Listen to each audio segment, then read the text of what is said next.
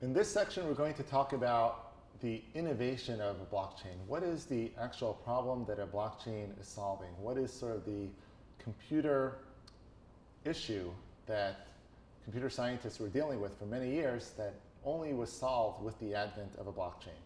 And this first occurred in 2008. There's a message that comes across this mailing list that had a lot of computer scientists and cryptographers that were on this list.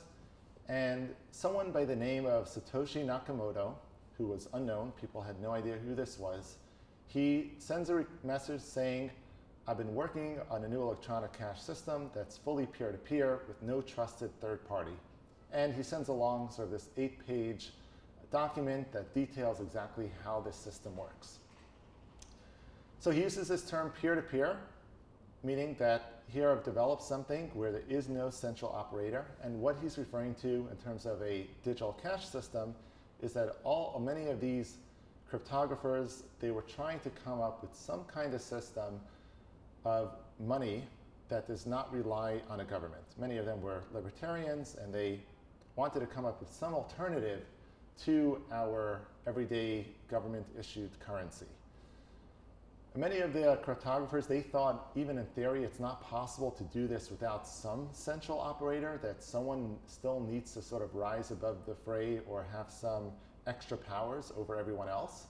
So Satoshi does get some criticism. One of the cryptographers by the name of James Donald, he replies back and he's like, well, the Byzantine generals problem is the classic hard problem of distributed data processing. And he's referring to this whimsical problem that has existed for 40 years or so that describes the issue that you run into when you have a distributed system.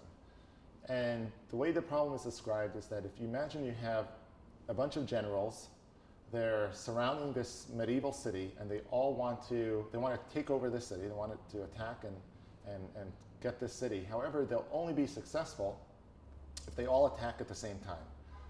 So the night before, they're passing messages by courier to each other. There may be a general on one side that passes a message saying, let's go at 4 a.m. General on the other end is passing a note saying, let's go at 5 a.m.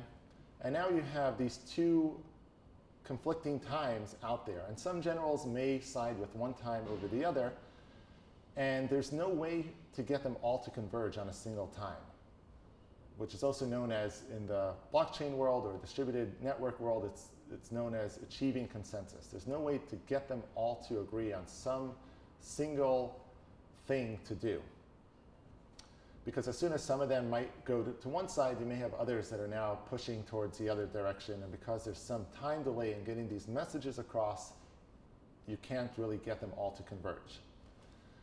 Satoshi answers this criticism, and he says the proof of work chain is the solution to the Byzantine generals problem, meaning that I have actually answered this. I've explained how to solve this using this mechanism known as proof of work, which we're going to get into in the future. But Satoshi is just saying, well, proof of work, which I have described, is the answer. And the reason why solving this problem is so important with regard to creating a digital cash system is because the way it manifests itself in a payment system is in another variant of this problem, which is known as the double spend problem. In the double spend problem, you have some participant, let's call him Tom, and Tom has some digital form of currency. We'll call it Bitcoin. So Tom has 3 Bitcoins, and that's all he owns. He has 3 Bitcoins, and he issues a message to the system saying to the whole network, I want to send my Bitcoins to Mike. At the same time, he issues another message saying, I want to send my Bitcoins to Lisa. So maybe he's doing that maliciously, maybe it's not intentional, maybe it's just somehow these 2 messages get broadcast at the same time. The issue is that we can only honor one of them. It's very similar to writing 2 checks for $1,000 and you only have $1,000 in your bank account. One of those checks is going to bounce. But in a centralized system, in the case of the checks, your bank will just choose one or the other to go with. The bank will say, okay, let's accept this check, reject the other one. But now we're in this decentralized system. How do we decide which of these two options to go with. Do we allow Tom to send the Bitcoins to Mike or to Lisa? We don't care which we go with, we just can't do both. It's very similar to the Byzantine generals. It's like we don't care if we attack at 4 or at 5, we just all have to agree on the same state.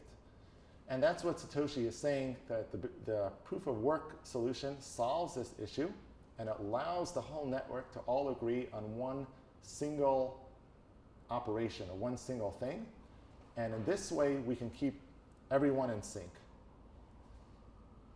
This breakthrough is really the grand innovation of blockchain technology, and it's something that was only solved when Satoshi published this paper in 2008, to publish this system, and also with the advent of the Bitcoin network in 2009.